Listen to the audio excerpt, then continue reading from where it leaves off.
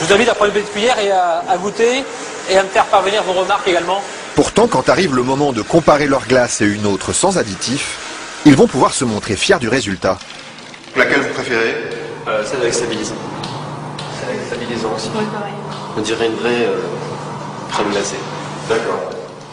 Pour eux, il n'y a pas photo. Et pour le consommateur non plus. Mais que trouve-t-on exactement dans ces additifs qui permettent de fabriquer des produits light? Et sommes-nous suffisamment informés sur leur composition?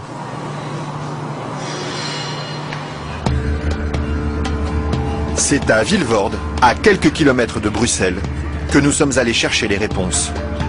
Au bout de cette zone industrielle se cache une usine très discrète, filiale d'un des plus grands groupes chimiques européens. On y fabrique l'un des additifs les plus utilisés par l'industrie, le E441, plus couramment appelé gélatine. Et le responsable commercial de l'usine, Michel Vandenberg, n'est pas peu fier de nous montrer tout ce qu'on arrive à fabriquer avec son produit miracle. Alors je vais vous montrer quelques exemples des principales applications de la gélatine. On a naturellement le secteur alimentaire qui est l'application la plus importante au niveau mondial. Alors, vous avez ici tous les produits gélifiés. Le premier marché pour lui, ce sont les bonbons. Mais on trouve aussi sa gélatine dans des gélules pharmaceutiques, des pellicules photos et même des shampoings. Dites-moi, il y en a partout de produits finalement. Ben, ce serait pas mal qu'il y en ait partout. Mais pour ça, il faut produire toujours plus. Alors ici, l'usine tourne à plein régime. Et la fameuse gélatine de Michel Vandenberg, la voici qui sort, tout au bout de la chaîne.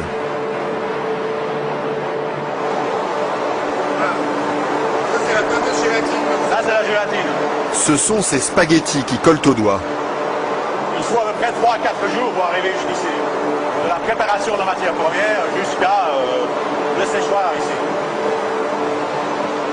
3 ou 4 jours de transformation dans les entrailles d'une usine où ces immenses cuves remplies d'acide et d'eau bouillante font régner une moiteur tropicale.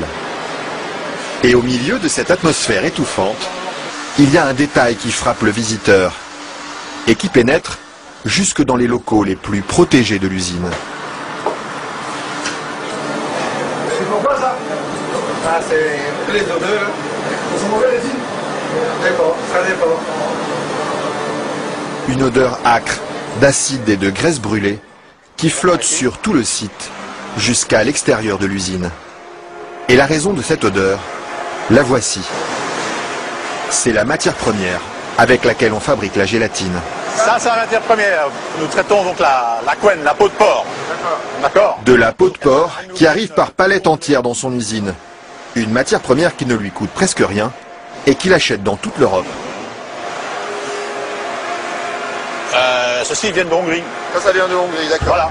Et tous les jours, près de 150 tonnes de couenne de porc attendent dans ce hangar d'être dévorées par un monstre d'acier au nom évocateur, Dinosaurus.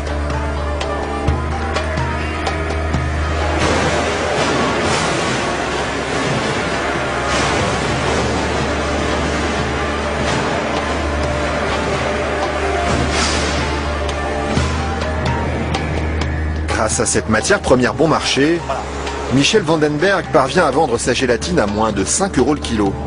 Un prix défiant toute concurrence qui lui ouvre sans cesse de nouveaux marchés. Et celui qui marche bien en ce moment, c'est justement le marché des produits light. Attendez, il ne faut pas filmer ça à 1 minute. Mais voilà, ceci, qui est un beurre allégé, 40%. Alors un fromage frais, 0% matière grasse. Et chez lui, on trouve même les plus grandes marques. En marque Danone, taille fine. Une mousse liégeoise de chez Auchan. Voilà, une mousse de la laitière. Alors un produit Weight Watcher, donc avec moins de matière grasse, donc pour stabiliser le produit, pour maintenir l'onctuosité des produits, on utilise la gélatine. Un produit que les industriels n'hésitent pas à utiliser en grande quantité. Le seul problème, c'est qu'ils oublient parfois de l'écrire sur les étiquettes. Quand on les regarde, on lit bien la mention gélatine, mais pas l'origine du produit.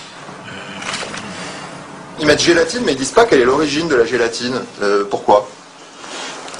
Ils assument pas que ce soit fait à partir de porc. C'est quoi le problème qu'ils ont avec ça? Non, mais je veux dire... Non, parce que c'est un problème, c'est un sujet très sensible. Ouais. Parce qu'il y a quand même les minorités, les minorités musulmanes, juives et autres, qui éventuellement ont des problèmes avec ça. Et ce serait bien justement de leur dire... Ça, je voudrais pas que... Oui, je sais bien, mais je sais pas s'il faut mettre ça dans l'émission. Mais c'est vrai que, bon... Parce que du coup, ils savent pas si c'est du porc ou de la vache. Du coup, comment ils font pour consommer? C'est ça le problème, il faudrait peut-être leur dire. Une question qui laisse Michel Vandenberg sans voix et à laquelle aucune marque de l'agroalimentaire n'a souhaité répondre, malgré nos nombreuses sollicitations. À croire que la gélatine de porc est un sujet sur lequel il préfère rester discret.